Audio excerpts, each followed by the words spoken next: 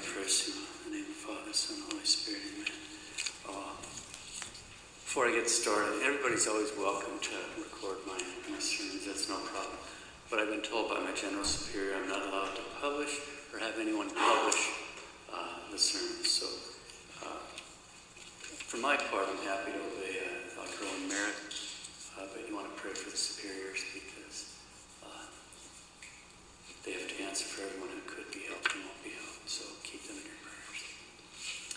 As usual, the quotes have been cut, edited, and pasted, and there's too many sources to cite them without making it all very tedious.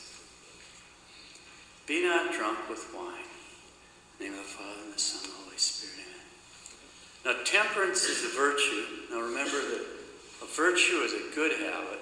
A vice is a bad habit. Temperance is a virtue which moderates our sense appetites in regards to the satisfactions and pleasures that are associated with our instincts for self-preservation and for procreation.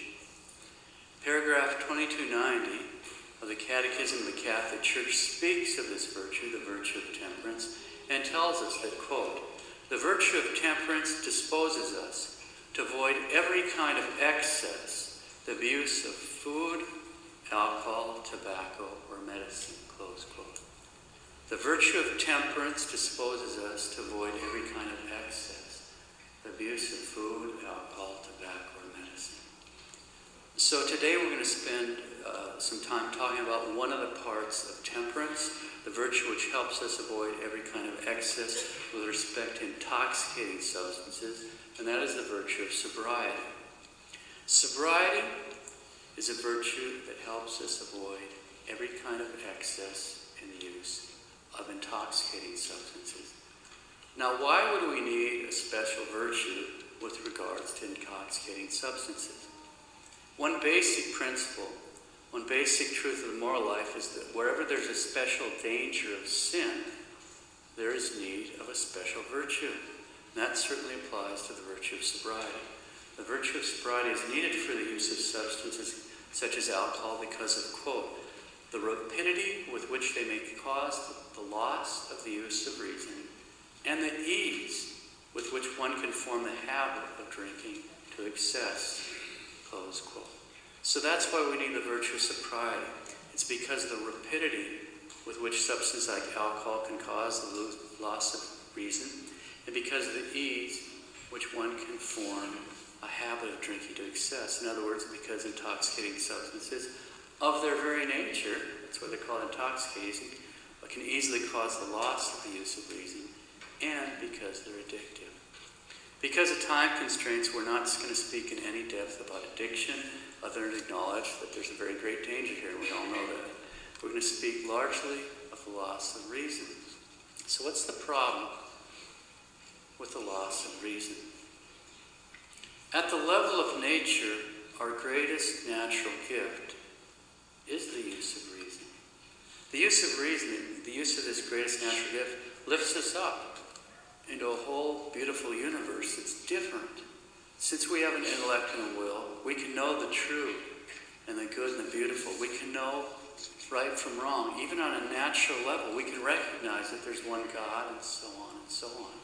So in this sense, we're completely unlike the brute animals who cannot and never will be able to know right from wrong, the true or the good or the beautiful. And parenthetically, this is one point on which, there's plenty of, but on one point on which the animal rights people are just completely out of touch with reality. Animals don't know right from wrong, and they don't reason, and they never will. They don't have the use of reason. I mean, I'm from Montana. There's way more cattle up there than human beings. And yet every fall we ship into Nebraska, and they haven't figured it out yet. And they're not going to either. They're just fugitives from a hamburger, and they don't know that, and they never will. If they had reason, I think they could gang up on us, but it isn't going to happen. They don't have the use of reason, and sometimes when you hear these animal rights people talk, well anyway, I'll digress. The point here is that brute animals don't have the use of reason, and we do. It's our greatest natural gift. And once we see that, once we understand that, it's easy to see why the virtue of sobriety is so important, because the loss of reason, we're not talking about getting knocked out here by a coconut falling off a tree or something. But by the loss of reason, I mean the deliberate loss of reason without a very serious reason is an evil. It's actually an act by which a man is deliberately depriving himself of his greatest natural gift. It's actually an act by which a man actually deliberately lowers himself to the level of a brute animal. The difference, of course, is that an animal cannot lower himself to a level below his nature, but a man can. Pope Pius XII explains this very point.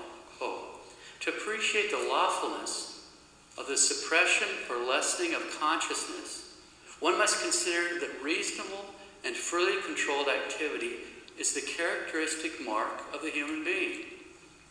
The individual will be unable to carry out, for example, his daily work if he remains habitually plunged in a twilight state. Moreover, he has an obligation to relate all his actions according to the demands of the moral order. Since the natural energies and the blind instincts left to themselves are incapable of guaranteeing a regulated activity, it follows that the use of the reason and of the higher faculties is indispensable both for seeing clearly the precise terms of obligation and for applying them to particular cases. Hence derives the moral obligation of not depriving oneself of this consciousness without true necessity. Close quote, Pope Pius XII. Reasonable and freely controlled activity is the characteristic mark of the human being, who has an obligation to relate all his actions according to proper morals. Therefore, it follows that the use of reason is indispensable for both seeing clearly the precise terms of moral obligations and for applying them to particular cases. Hence derives the moral obligation of not depriving oneself of this consciousness without true necessity.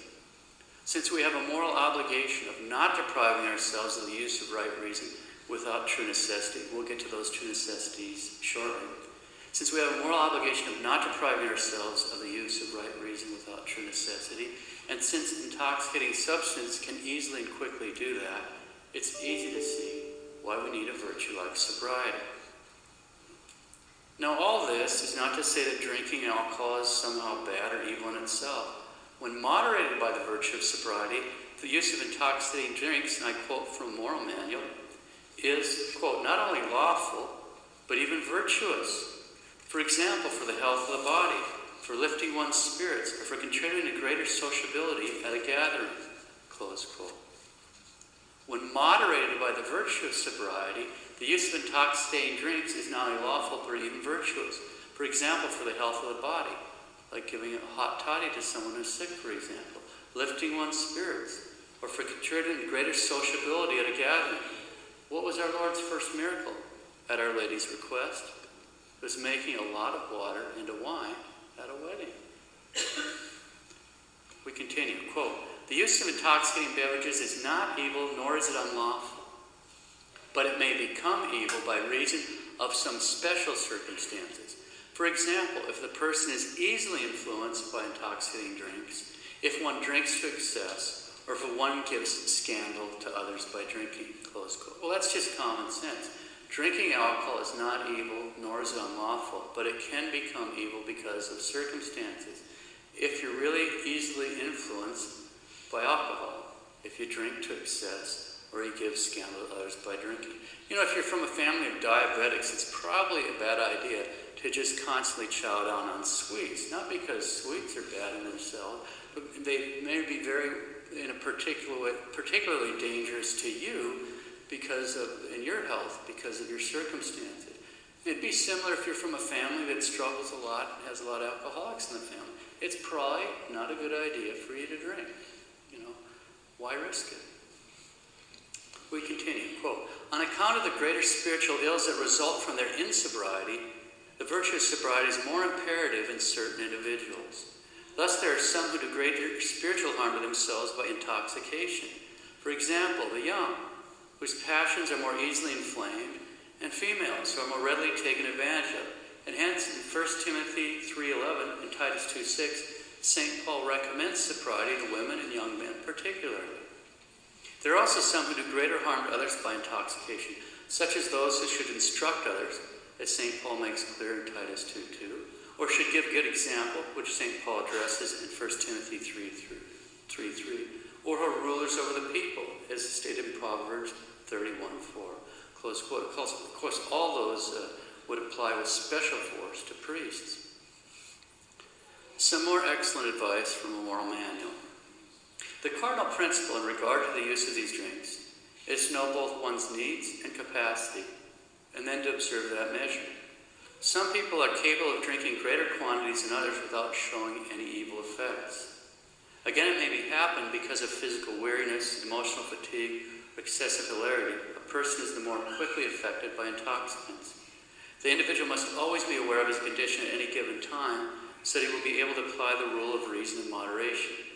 Temperance requires that an individual observe moderation and self-control before, during, and after partaking of intoxicating drinks. Close quote. Okay. So as we've heard, Pope Pius XII taught that the use of reason is necessary for man, since he has the obligation to regulate all his actions according to proper morals.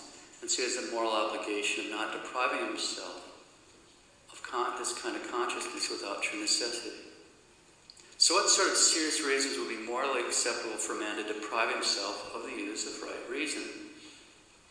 Everybody knows, it's easy to understand. The moral theologians' answer to this can be lumped into basically under the notion of medical reasons.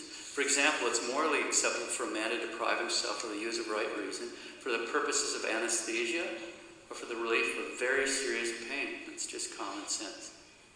We've seen that Pope Pius XII taught that man cannot morally deprive himself of the use of reason without true necessity, because reason is necessary to regulate our actions according to proper morals.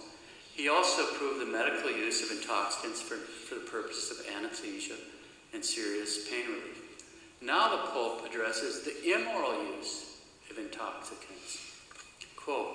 I quote from Pius XII, "One may not confuse consciousness or suppress it with the sole object of gaining pleasurable sensations by indulging in drunkenness and injecting poisons intended to secure this state, even if one is seeking only a pleasant state of well-being." Close quote, Pope Pius XII. One may not confuse consciousness or suppress it with the sole object of gaining pleasurable sensations by indulging in drunkenness and injecting drugs intended to secure this state, even if one is only seeking a pleasant state of well-being. So what is the Pope saying in plain English? He's saying it's immoral to get drunk or get high. We'll sum up the teaching of the moral manuals here in regards to alcohol, and then we'll turn to drug use. As we've seen in regards to alcohol, its use can be virtuous. It's meant for nourishing mankind, and used in moderation in accordance with the virtue of sobriety, it is, quote, not only lawful, but even virtuous. And as we saw, the circumstances for health of the body, lifting one's spirits, or contributing to greater sociability at a gathering. We also saw that because of circumstances, such as the case if one would get scandalous with others by drinking, drinking could be evil. But now let's talk about the lines, morally speaking, in the consumption of alcohol itself. Where are the moral boundaries? It's easy to keep these in mind if you think of it as a simple beverage when it's being consumed in a moral fashion, and as a drug when it's being consumed in an immoral fashion. As a simple beverage, alcohol is not sinful at all if all it produces is a good feeling. The boundary here, so to speak, is described by one moral manual as, quote, a spirit of moderate hilarity and talkativeness, close quote. In modern terms, depending on where you're from, that would translate into something like a buzz or a very slight buzz. Anyway, depending on the person, slight buzz is a very slight buzz. In other words, up to that point, alcohol adds a touch of conviviality, and it doesn't impair the use of reason. In the absence of other circumstances, there's no sin here. And one of the circumstances would be driving. That would probably be, since it's now based on ketones in your breath.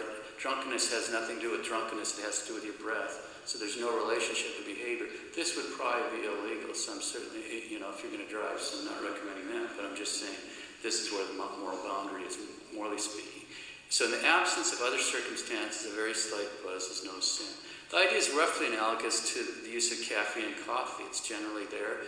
You're drinking coffee as a pick-me-up and to make the drinker more alert. You're not taking a whole handful of little white pills to do something crazy and just be ricocheting off the walls.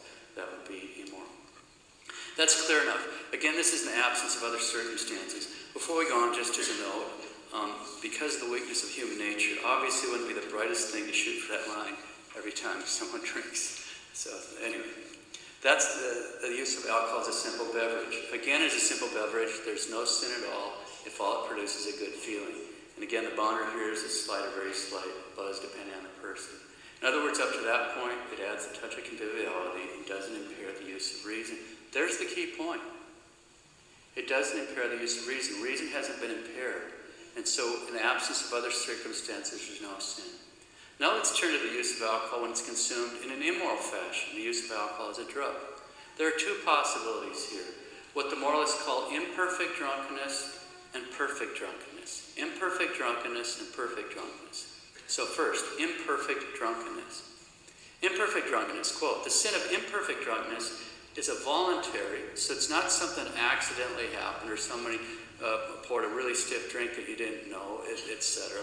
So when we're talking about voluntary. It's an act of your will to do this.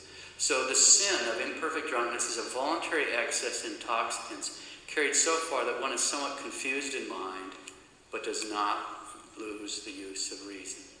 Close quote. So the sin of imperfect drunkenness is a voluntary excess in intoxicants carried so far that he's somewhat confused in mind, but doesn't use the use of reason completely. So that's when somebody's made himself deliberately tipsy. Quote, imperfect drunkenness is a venial sin, because in the absence of other circumstances, the harm done is not considerable, for a tipsy man usually suffers nothing more than a slightly fuddled brain and some unsteadiness of body. Close quote. Perfect drunkenness, it's related to reason. This is what we're talking about here. Perfect drunkenness, quote, the sin of perfect drunkenness is a voluntary excess in intoxicants carried so far that one loses temporarily the use of reason. This does not mean that one must become insensible or fall into a stupor or be unable to walk, but only that one loses the mental power to direct oneself morally, even though one could still retain enough judgment to direct oneself physically. For example, across the street, ascend the stairs safely to find one's quarters without help. Indications of perfect drunkenness are that the intoxicated person no longer distinguishes between right and wrong, perpetrates evils that he would abhor in his right mind, either in speech or behavior, and frequently cannot remember on sobering up the chief things that he said or did while drunk. Close quote. So the sin of perfect drunkenness is a voluntary excess in intoxicants carried so far that one loses temporarily the use of reason. We continue, quote, perfect drunkenness is a mortal sin, because it is a grave disorder to deprive oneself of moral judgment and thus expose oneself to the danger of perpetrating serious crimes and injuries. Moreover, it is a monstrous thing to despoil oneself unnecessarily of reason, the greatest natural good of man, and make oneself for the time being a maniac, more like a beast than a human being. Close quote. So as you can see, it's all related to reason. There's no sin up to very slight buzz at that level because there's no impairment of reason. Imperfect drunkenness has impaired reason to some degree, and that's why it's a venial sin. And perfect drunkenness has made a person not acting according to right reason. Their judgment is gone. So we've considered the moral and the immoral use of alcohol. Let's turn to drug use. By this, we're not speaking of the legitimate medical uses of drugs. We're speaking of what is commonly called recreational drug use. We've already heard the teaching of Pope Pius XII that one may not confuse consciousness or suppress it with the sole object of gaining pleasurable sensations by indulging in drunkenness and injecting drugs intending to secure this state, even if one is only seeking a pleasant state of well-being. So you have all the principles there, but we'll continue. We can get some idea of the morality of recreational drug use by considering a word found two places in sacred scripture. In Galatians 5:20 and in the Apocalypse 18:23, the inspired, inerrant word of God uses a word which is usually going to be translated sorcery in the sense of witchcraft or spells.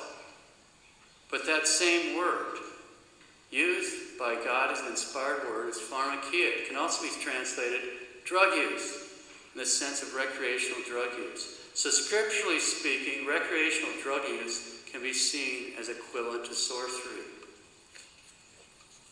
The The Catechism of the Catholic Church directly addresses this moral problem with very strong words in paragraph 2291, and I quote, "The use of drugs inflicts very grave damage on human health and life. Their use, except on strictly therapeutic grounds, is a grave offense. Clandestine production of and trafficking in drugs are scandalous practices. They constitute direct cooperation in evil, since they encourage people to practices gravely contrary to the moral law." Close quote. So the use of drugs inflicts very grave damage on human health and life. Their use, except on strictly therapeutic grounds, is a mortal sin. Clandestine production of and trafficking in drugs are scandalous practices. Making and dealing drugs constitute direct cooperation in evil, since they encourage people to practices gravely contrary to the moral law. And by the way, this includes marijuana. I don't know why people think, maybe because out west, I've lived in Oregon and in Alaska, where it's just sort of the background of the community. That doesn't have anything to do with the fact that people are walking around with a joint in their mouth all the time. It has no bearing on whether it's moral or not. It's immoral. It's immoral. So it's not like there's some kind of, this drug is up. No, except for strictly therapeutical use. That's the teaching of the church. So the use of recreational drugs is a mortal sin. In other words, the Catechism of the Catholic Church tells us that the use of recreational drugs has the same moral gravity as using alcohol to reach perfect drunkenness. But it isn't too hard to understand. The first thing to note about this category of intoxicants is that unlike alcoholic beverages, they have absolutely nothing to do with nourishing us. And that means that when drugs are used recreational, they're used for one thing and one thing only. And we all know that. You don't actually need the priest to point that out. Why do people take recreational drugs? To get high, to get a good feeling, to medicate themselves in order to deal with reality, to party, to have a pleasant state of well-being, etc., etc. Recreational drugs, all of them, are substances which of their very nature are intoxicants of various types, and morally speaking, their use is analogous to perfect drunkenness. You don't need me to go down a list of all the evil fruits, the law breaking, their purchase and the consumption and their manufacture. The points made by the Catechism of the clandestine production and trafficking in drugs are scandalous practices, and by scandal it leads other people into sin. Making and dealing drugs constitute direct cooperation in evil, since they encourage people to practice directly contrary to the moral law. The corruption of the youth, the sins and crimes of theft, the sins against purity, the addictions, the phenomenon of the burnout, other psychological and physical damage to longtime users, the destruction of families and communities. Those are just a few of the evil fruits of this scourge from hell. And it's impacted every one of us here. Every one of us. As Pope Pius XII taught in 1957, that's a full 60 years ago. Quote, "Facts show that the abuse of drugs leads to the complete neglect of the most fundamental demands of personal and family life. It is therefore entirely reasonable for the public authorities to intervene to regulate the sale and the use of these drugs, so as to remove from society serious physical and moral harm." Close quote, Pope Pius XII. And what are we doing over here in state after state after state? Decriminalizing them. It's a disaster. It's a disaster. Let's close with a story about a Catholic who really struggled with this problem. A Chinese man named Mark Zhanqing was an opium addict at the time of his death. He's raised a Catholic family in 19th century China, and as a well-off doctor who served the poor for free, had been a leader in the Catholic community. But he became ill with a violent stomach ailment, and he treated himself with opium, and unfortunately, soon he became addicted to it. Mark went to confession frequently, but he kept using the opium, and he didn't amend his life. He kept using the opium. Now that situation is similar to that of a penitent who keeps confessing using contraception, but doesn't amend his life. The one who keeps confessing having relationships outside of marriage, but keeps living with a woman, not his wife. One who keeps confessing sins of impurity, but doesn't get the filter on his phone. One who keeps confessing sins of drunkenness, but won't keep away from the bar where he keeps a bottle of whiskey stashed under his bed. Now, in each one of those cases, a penitent like that couldn't honestly make the act of contrition. Why?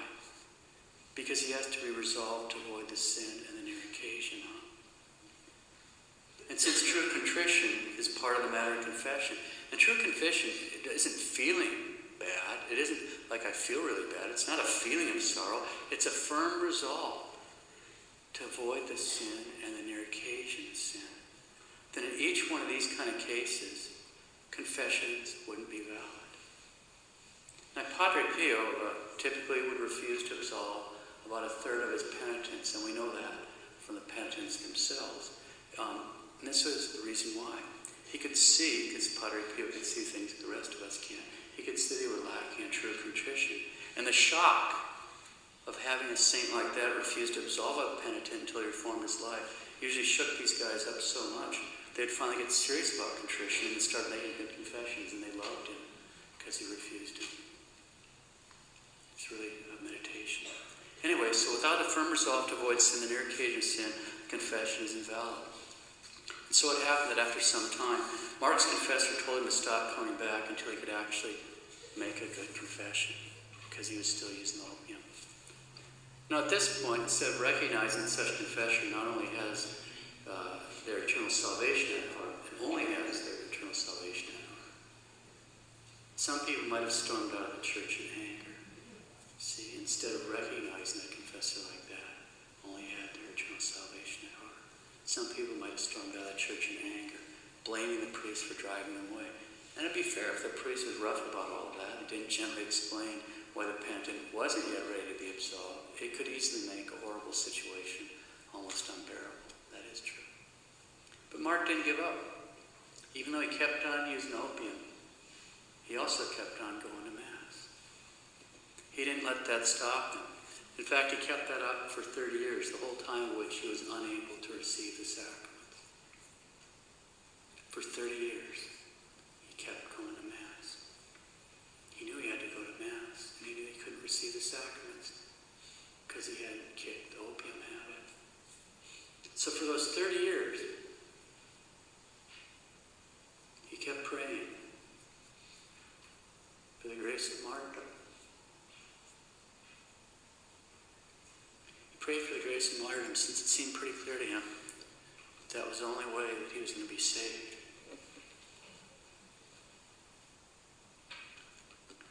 In 1900, when the Box Rebellion rose up, and they went after foreigners and Christians, Mark was rounded up with dozens of other Christians, including his son, 6 grandchildren, 2 daughters-in-law. No threat could shake him, no torture could make him waver. He was determined to follow the Lord, who would never abandon him. So as Mark and his family dragged a prisoner away to their execution, his grandson looked at him. "Grandpa, where are we going?" Mark said, "We're going home."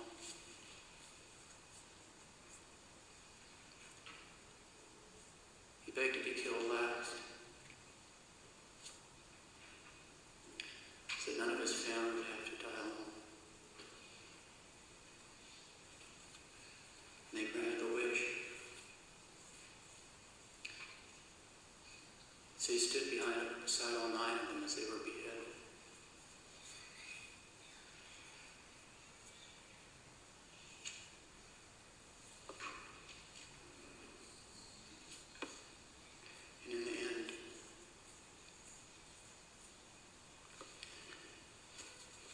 While he was singing her litany, he was beheaded.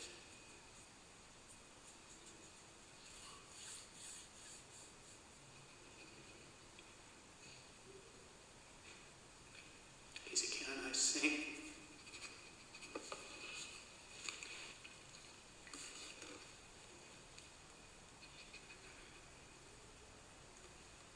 St. Mark G. Chen singing. His feast day is on July 9th.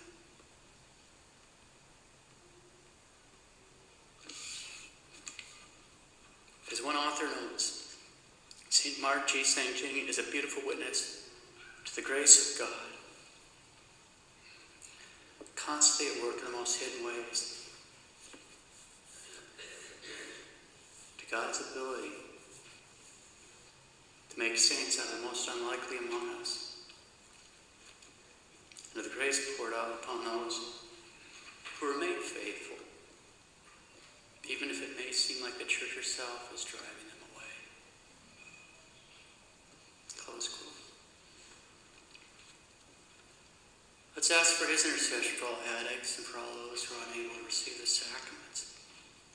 They'll have the grace, the courage to faithfully keep coming to Mass even when they can't receive the sacraments. And at least at the end, they'll receive the grace of a happy death. St. Margie Santini, pray for us. In the name of the Father, and the Son, and the Holy Ghost. Amen.